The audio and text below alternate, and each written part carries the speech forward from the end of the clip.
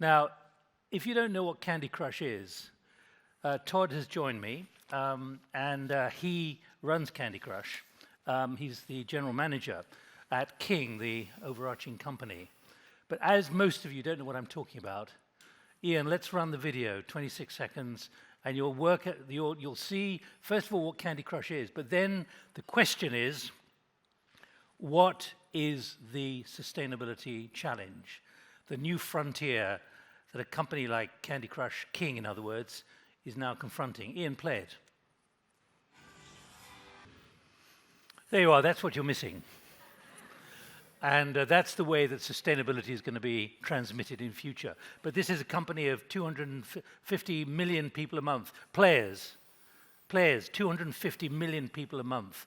Downloaded to phones almost 3.5 billion times. In other words, we're talking about an enormous operation.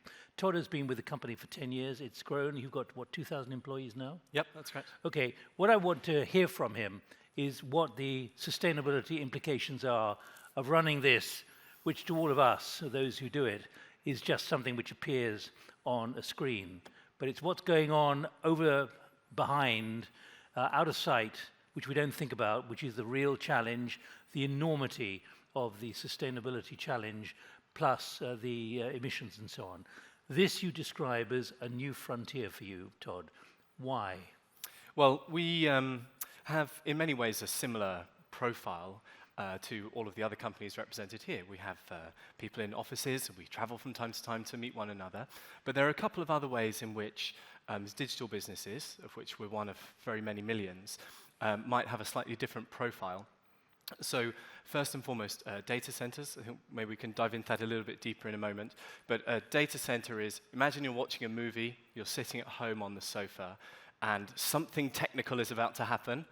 There'll be a camera shot behind the protagonist, and they'll walk into a room with flashing lights that's normally very dark, these huge racks of these paving slab type machines. That's when the director is trying to tell you something to do with technology is about to occur. And that setting is typically a data center. So those flashing lights and those boxes, what they are is these large pieces of hardware, of kit, which store and interpret and transmit information. So for example, if you're playing Candy Crush on your phone, as I know you do regularly, Nick, and then this evening you get home and you're playing on your iPad, we want you to be able to play the same level, or the level that you reached on your phone in the morning. We want that to be updated on your iPad in the evening. The way that we do that is by transmitting information through the data center on those servers so that both of those devices are kept up to date. But what we need to understand is the enormity of the technical side, which is Yes. now creating this massive emission challenge. Yes, that's right. So if you imagine that it's, of course, not only us using these data centers, but rather essentially every digital company. And when we look at our emissions, Scope 1, Scope 2, Scope 3, 92% of our emissions are actually Scope 3. Now, where is that coming from? It's because we have platforms, social media platforms on which we're marketing, and the app stores through which you can access mobile games or any other application. Those companies are running these incredibly large operations. So it looks like, if I may, it looks like on here this is just, colors moving around or a piece of information showing up on the screen. It looks kind of light and very free, but in practice, behind the scenes, there's a tremendous amount of computation power and energy to cool those servers. Now, the good news is that as we move into the sort of next generation of computation and data storage in these large data centers, we're starting to see that there's a new form using what's known as cloud computing, and this gives you a lot more flexibility. You are able to apply technical solutions like machine learning to increase the efficiency of cooling, and even the energy input is starting to change now. So the two data centers that we use in Stockholm, one north and one south of the city, both of those have solar and wind energy collected and reused on site. The excess energy goes to heat homes in the Stockholm area. Now, not all data centers are at this stage right now, but in London, in Spain, being built in Surrey.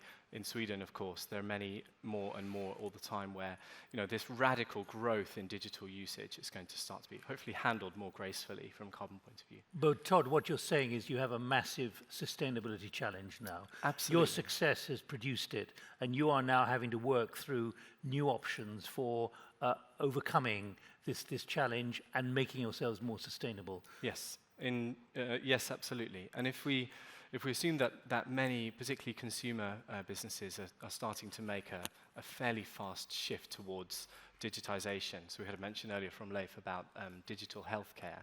Again, it doesn't come for free. We had, during the pandemic in the UK, a 2x growth in the number of people using online shopping. Again, it doesn't come for free. Behind the very simple, light-looking applications is a tremendous amount of energy usage. And that creates a challenge for us as a company and for our peers in other sectors to try to make not only this digital transition, but to make that digital transition a green transition at the same time.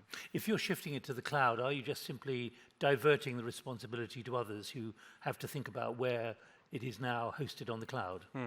I think if we weren't so conscious of our Scope 3 emissions, we could be.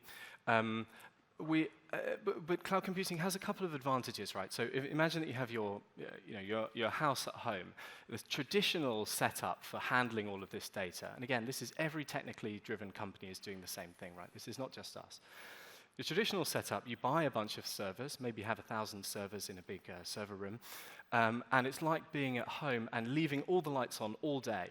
You have a kind of fixed amount of servers which are always running the whole time. Shifting to the cloud, essentially that gives you substantially increased flexibility. So instead of having all of your lights on all day, all the time, you only turn on the light when you go in the room and you turn it off when you go out. So you're able to use much more, essentially much more efficient and ideally much reduced energy as a result of making that shift. What about the responsibility for anyone, not just using Candy Crush, but anything that we're doing, not really understanding the enormity? It's a bit like what I was talking about earlier with the recognition now of the cost for nature, which came out in the big report last year, and the impact that is now having. People having to realize that actually what they think is carbon neutral, or what they think doesn't have a carbon footprint, really does have a significant carbon footprint because of the kind of enormity of the operation that you're having to run, and you're now shifting on the cloud. Is it changing the basis on which you're operating and the basis of the assumptions on which you are operating and those subscribing to you are subscribing to you? Yeah, I think we can take those two things maybe slightly separately. So on the one side, there's a company behind this and a team behind this. And so then we're looking at not only our data center usage, but also offices, travel events, and so on. On the consumer side, so we heard from Anders earlier, from Viaplay talking about... You've got the same problems. Yeah, exactly. You challenges. have this large audience. What is your responsibility there? On the one hand, if we have this tremendous audience, you mentioned 250 million people playing our games every month. That's an amazing platform. And there we have an inherent responsibility, I think, to try to find ways to use that platform. At the same time, when somebody picks up their phone and taps the Candy Crush icon and we pop up the game, they're not going there to look for education. I mean, it really is an entertainment experience. And when we talk to our players, what they tell us is that very often they're treating the game, and again, I think this is true of many other media and entertainment services, as an escape from real life. I have a very stressful job. We met a nurse the other day in the studio. She said, I have a super stressful job. I'm working all hours, dealing with extremely serious situations on a regular basis. And so for me, when I open up the game, what I'm looking for is not some replication or extension of the real world. I'm looking for something which is different, something which is an escape. You de-stress her then, do you? That's the idea. That's one of the reasons why people pick up the game. And so in that context, I think if we would overload players, or this lady Sandra, the nurse, if we would overload them with messages and prompts and nudges about climate change, it can be that we're not doing a great job for the thing that she's picking up the phone to do. Let me just check. Would anyone like to come in? I've got some posted questions, but anyone want to actually, any Candy Crusher who wants to come in? And by the way, when anytime you go on the plane, if you walk from the back to the front, you'll see a number of people playing Candy Crush. So I simply don't believe this straw poll. No, neither do I think it's really under-indexing. And this But is Todd, just, does the number go up as you move further forward in the plane? it does actually. Yeah, that's what I thought. And the spend propensity goes up. EasyJet towards will the charge you front. even more for it, probably. Yeah, that's right. Yeah, Maybe we should do a deal. they'll probably take £10 out of you. I can't believe it. Do you think? Okay, we'll have to have a word. Between you and me, it's probable. Can I just ask, does anyone want to come in? I can't see a hand going up. This 90%, 92% of emissions being scope 3, can you just explain to those who don't understand scope 1, 2 and 3, why it's scope 3 and what that means? Yes, sure. So the way they understand it is the scope 1 is the energy that you directly burn or consume on site. The second, scope 2 is the energy that you're buying. So we buy electricity to power our offices, for example. And scope 3 is everything else that's within the value chain upon which you're dependent to create your product or service. So for us, there are these two big categories, roughly equally sized. We're doing digital products, but they still have to reach any of you who doesn't admit to playing Candy Crush. So one way that we do that is we work with partners like Google or Apple. When you have your phone, you have an app store, and that's where you go to download the games. So in scope 3, we're including Google and Apple's emissions. The other part of scope 3 for us, and again for I would say very many consumer businesses, is marketing. So how do you know about Candy Crush? Well, obviously, this is a very unscalable effort to market Candy Crush. But more seriously, we spend quite a lot of time and effort and energy on telling players, current and lapsed and hopefully future, about the games and the benefits of playing the games. So that means that we're working with Facebook and Amazon and the other major ad networks, and those are our scope 3 emissions. So in order for us to reach a true zero emission situation, we also need to work intensively with those partners upon whom we'll be heavily dependent. All right, we've got 5 minutes left. I'm going to several questions here. Mark Crouch, it's disappeared already. What lessons can we learn from tech in how we manage carbon emissions, tracking emissions in complex supply chains? Sure. Sorry. Oh, you don't want me to answer? Yeah, no, keep going, but this is the problem with Slido. It disappears when you're in the middle of reading a question. Okay. Well, let's see if we Keep can going. remember it. I think between you've us. got the gist. So there's a couple of things. I mean, I certainly wouldn't, I'm super curious and learning a lot, honestly, this morning about many industries about which I know very little. A couple of ideas or principles maybe that could be relevant.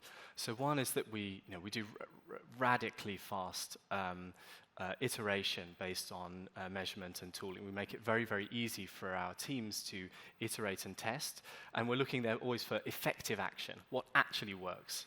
There's no value for us in shipping loads of changes or improvements to the game. They only have to work. And so the faster that we can go through that iteration cycle, the faster we can improve the product or achieve whatever goals we have. The second part, I guess, is that we're starting to see applications of technology to very widespread issues in digital arena. So Google, for example, applying machine learning, which is a way of crunching a tremendous amount of data to find the optimal path to do something.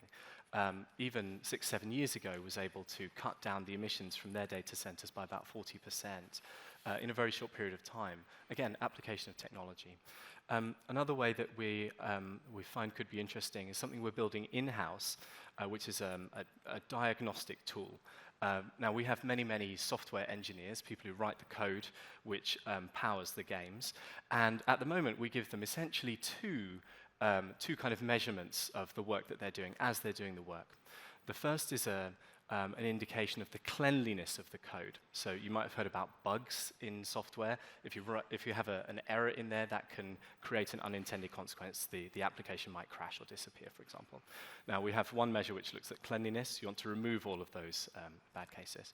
The second is to look at speed. So we want the games that we create to run fast on your device so that you have a smooth experience.